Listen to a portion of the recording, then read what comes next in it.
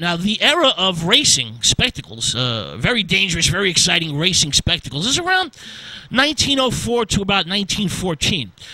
This is board track racing, known as motordromes. These are wooden tracks with very, very steep banks, and the speeds excel 90 to 100 miles per hour, which is an unbelievable speed at this point in time. Now, Indian Motorcycles supports racing teams in a series of sleek and well-balanced Speed Kings.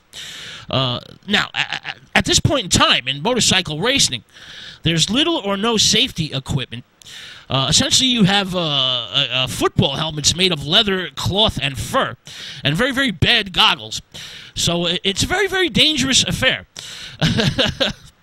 There's also the Wheel of Death, which is a see-through round iron cage, and the bikers ride on the walls perpendicular. This is extremely dangerous. This attraction still exists today.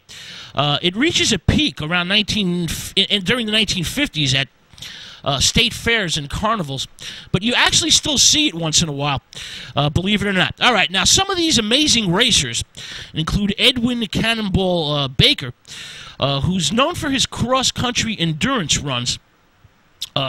This is on very, very primitive, hazardous roads. These are coast-to-coast races, endurance runs, for example, from San Diego to New York City.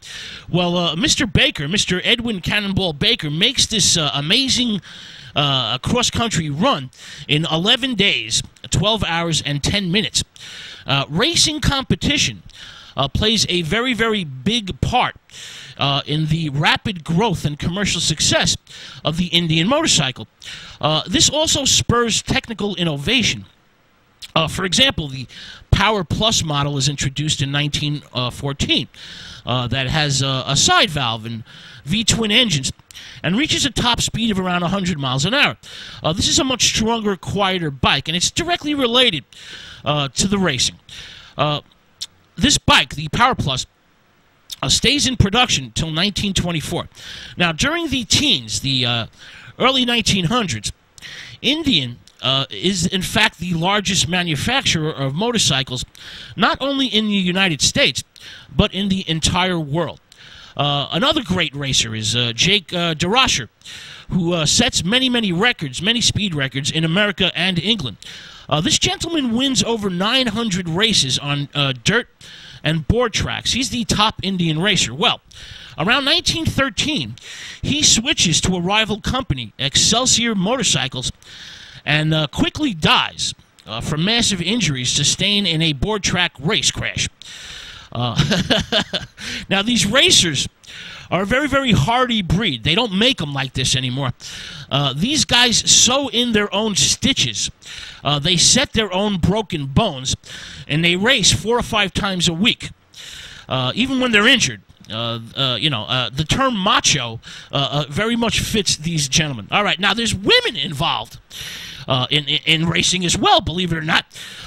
For example, you have Augusta and Adeline Van Buren. This is in 1916. Who are the first women to cross America, across the American continent, on Indian motorcycles, of course.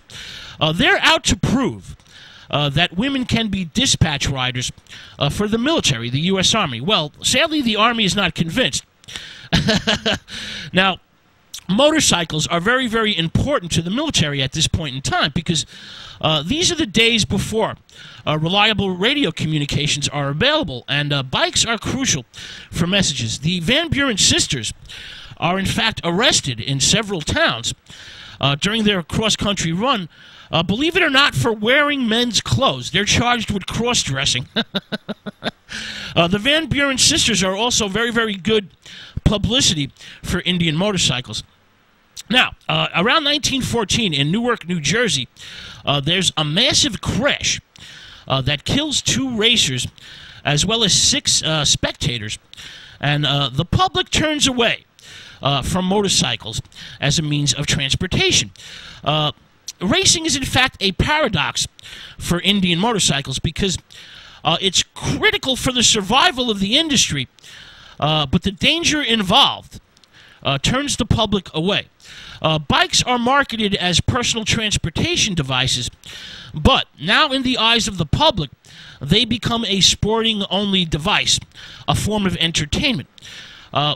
During the 1890s into the teens, into the 1900s, early 1900s, cars are very, very expensive, and most families cannot afford them. So people buy motorcycles with a princess sidecar as a means of personal transport. Well, Henry Ford and his assembly line with the Model T changes all of that, because the Model T becomes less expensive than a motorcycle with a sidecar. So the industry changes a bit. It's no longer practical for the average family to buy a motorcycle. Cars are very, very affordable due to Henry Ford and the Model T. So as I mentioned, bikes become an exclusive sporting device that offers the rider freedom of the road and a sense of danger because you're open to the wind and the elements. All right.